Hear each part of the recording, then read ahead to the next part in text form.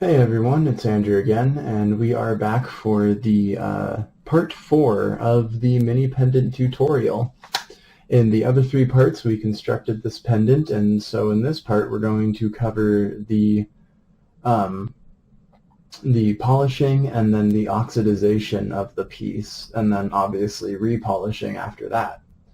So we're just going to dive right on into it, and the first thing we're going to be doing is progressing through a different variation of the silicone bristle brushes. We're going to be starting with the yellow one. The yellow one, excuse me, the yellow one, which is 80 grit, and then we're going to be moving to the blue one, which is 400 grit, and then we're going to be moving to the pumice one, which is pink.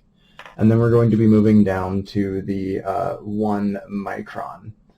And I'm also going to be using some of the sunshine cloths as well to give this a bit more of a sparkle. So we're going to just kind of progress on through these and show you guys how we do this.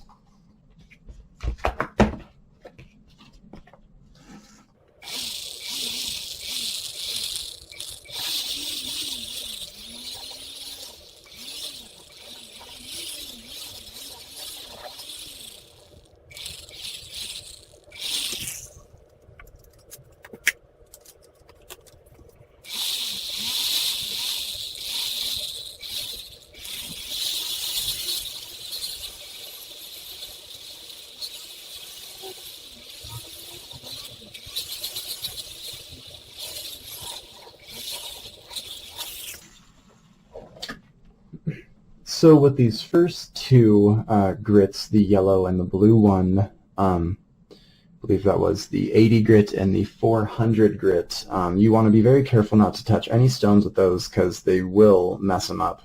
But they are very good for removing like the tool marks off the back, and so that helps you, get the back all polished up and looking better. And so that's why I start off with those two, and then we're going to progress on up to the pumice, and then we're going to use actually one of the sunshine cloths to work out some other spots.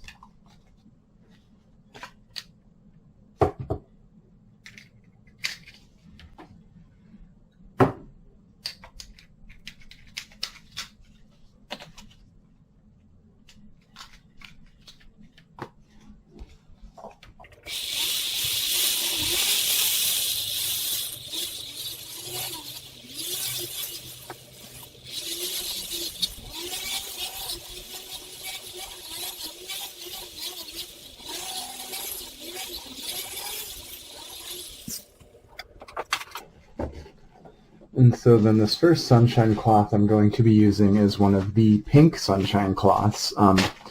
The reason being is because I've found that the abrasive side of it is actually pretty decent at getting out, some certain, nicks from the pliers and stuff. So I'm going to use that to just touch up a few spots that I've seen, and then I'm going to progress on to the yellow sunshine cloth, and then on to the 1 micron brush. So here we go.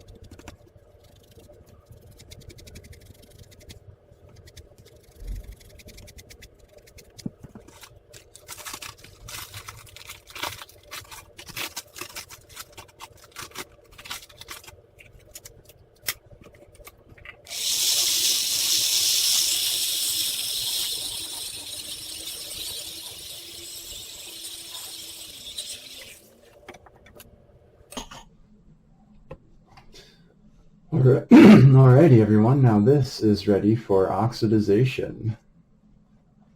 So everyone, we're here to do the oxidization of that pendant. I'm also oxidizing it with another piece that I had ready to rock and roll for this. I've already washed them down with soap and water. You know, if you were doing like an opal piece, you wouldn't really want to wash it with the soapy water, but you know, you do want to give them a rinse off just to get anything off. Then we've got our Liver of Sulphur Mixture. Just going to put those in there. I like to get it boiling and then put the pieces in. On my oxidization video, I go over doing the slow, like the slow boil with the pieces and why I do that, and that's good for like malachite and stuff. Excuse the motorcycle in the background. But this, for these two, I figured I would just dip them right in. They didn't really contain any materials that the hot water was going to affect, so, oh, we lost one. Well, I'm going to find that other one, but here we are. We have oxidized that pendant. So now, let it go for a little bit longer. We're going to wash it off again, and then we will go ahead and polish it.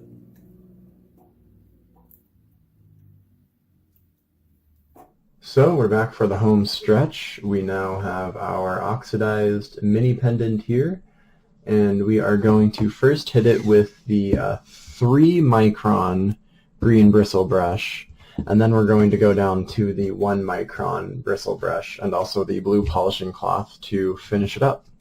So I'm going to remove kind of the high spots of the oxidization, and that'll leave the lower spots for contrast. And we will get going on that.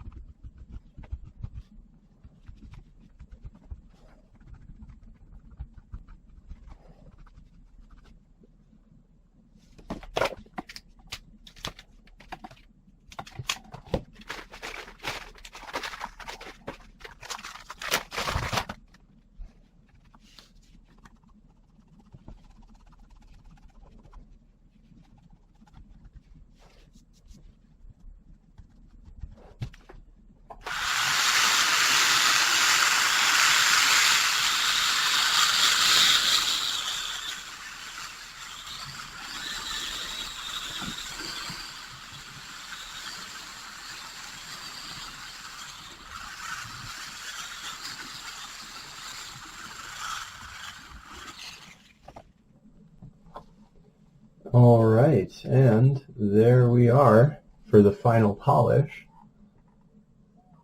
You could also take some silicone to this if you wanted to, but I really are like, you know, the silicone wheels versus the brushes, but I think the 1-micron green bristle brush does a pretty good job of getting that polished up.